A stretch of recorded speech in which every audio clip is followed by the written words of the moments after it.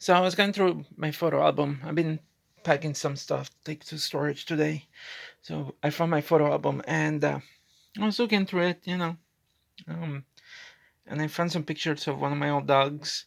Um, his name is Tigre, which means tiger. That little dog. So it's interesting because that little dog, I found him while I was running bicycle in Puerto Rico. I was in 11th grade. Um, so I was riding my bicycle with my sister, and I remember the place that I would live.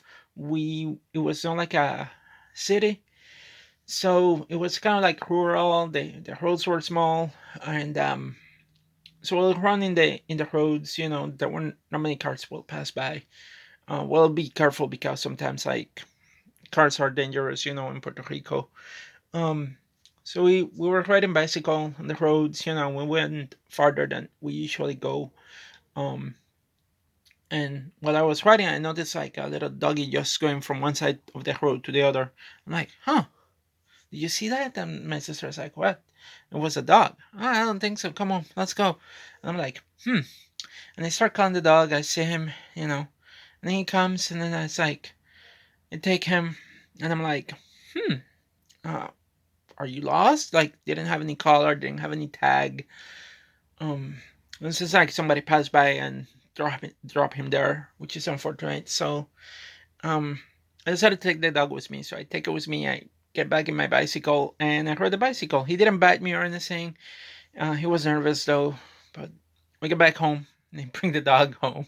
And my dad's like, "Why? Why you bring that dog in here?" And I'm like, "Well, I found him, and he's didn't have any collar and all that kind of stuff. He seemed abandoned. I don't want him to die. Um, can we keep him? If not, we take it to a shelter." And my dad's like, "I don't know about that. If he can stay."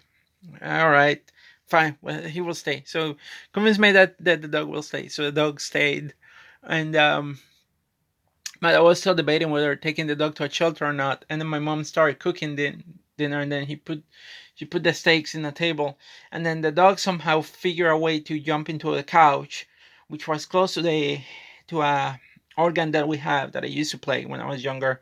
And then he walked through. He jumped to the couch, jumped from the couch, jumped into the organ, and then he jumped into the table trying to reach the food. And my dad, when he saw him like that, he was like, "Okay, he can stay," and he decided to stay, and he stayed with me for like all through uh, the rest of my life in high school. That's my little doggy in there, and until college, until I get to my master's. He grew up. He was like 6 years. I don't know how old he was when I found him, but he stayed that size. Like he was already that size. So it was already quite old, probably a few years.